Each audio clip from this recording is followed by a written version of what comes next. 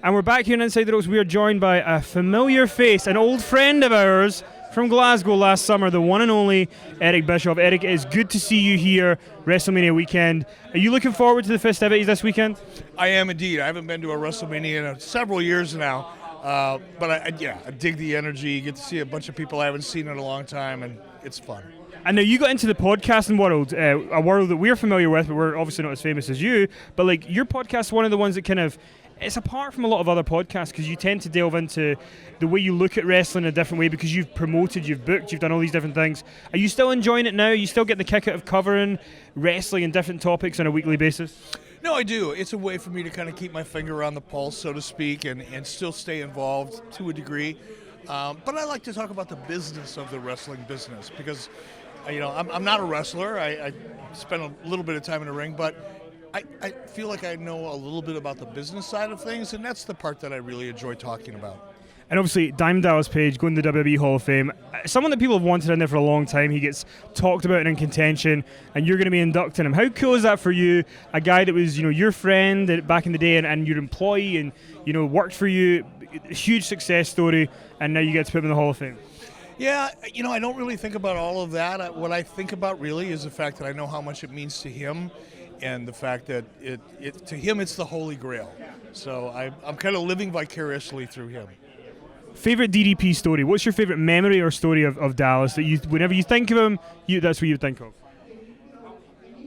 Well, this probably won't sound funny to people, but I used to have to drive with DDP when we lived in the same neighborhood and we'd go to TV together. And he's obsessive compulsive about just about everything, to the point of being like really obnoxious to be around sometimes. And we'd go to these we'd leave the house and he'd pack all these Tupperware dishes full of food. It was always rice and chicken and beans and healthy stuff.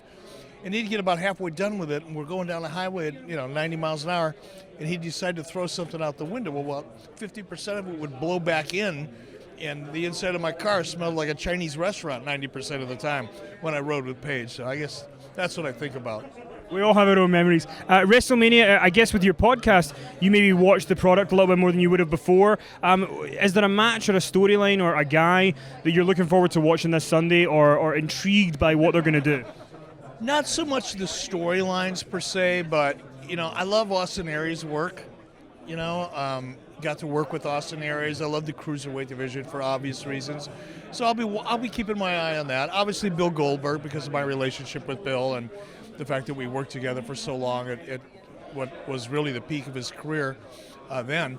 So I'll be watching that one pretty closely, but mostly I just like to watch people enjoy their time, themselves in the ring, and I know that for most of the wrestlers in the ring that get to experience that moment, it's a moment they're going to remember for the rest of their lives. So it's kind of fun to watch.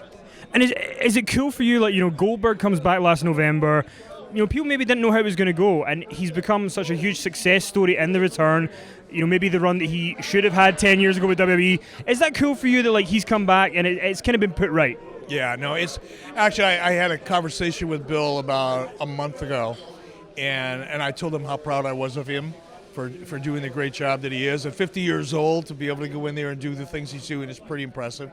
But mostly I was happy for him because his first run didn't end on a very good note. He was miserable about it. He was bitter. He carried around a lot of anger and frustration about it. And he was vocal about it. It wasn't a secret. But for him to be able to go in and kind of put a period at the end of the sentence in his career on a high note, in a positive way, I think is great. And I know that, I think I've asked you this before, but I need to ask you again just because we're WrestleMania weekend. A lot of people want to see you in the WWE Hall of Fame, and I know that the Hall of Fame might not be. Some people love it, some people hate it, some people care about it, some people don't.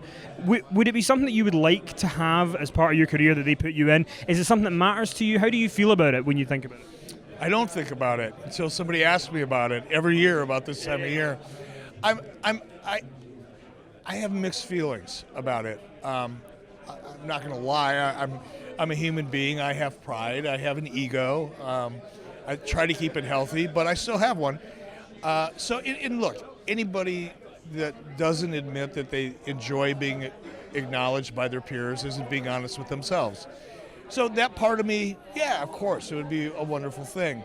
But there's also a part of me that believes that the Hall of Fame should be about wrestlers and not about the people that surround the business. And I consider myself one of the people that surrounded the business. And I know I had a very instrumental part in it. I know I accomplished a lot. And I know I had a lot of influence. Some of the things that I've created are still, when we see a live Monday Night Raw, it's because of yours truly. So I get all that. But I don't feel like I should be standing there next to a Ric Flair or an Andre the Giant or Randy Savage. Those are names, those are guys that made their legacies in the ring. And that's what I think the Hall of Fame should be for. Very last question before I let you go. Hulk Hogan, any chance you think we see him on Sunday? I don't think so. I talked to Hulk a couple days ago, and I think we probably will see Hulk back in WWE at some time in the future, but I don't think it's going to happen quite yet.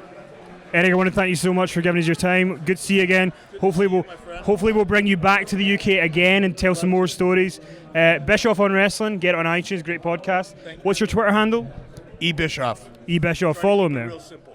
Follow him there. Have a great weekend. All right, my friend. Good to see you again. You too, man.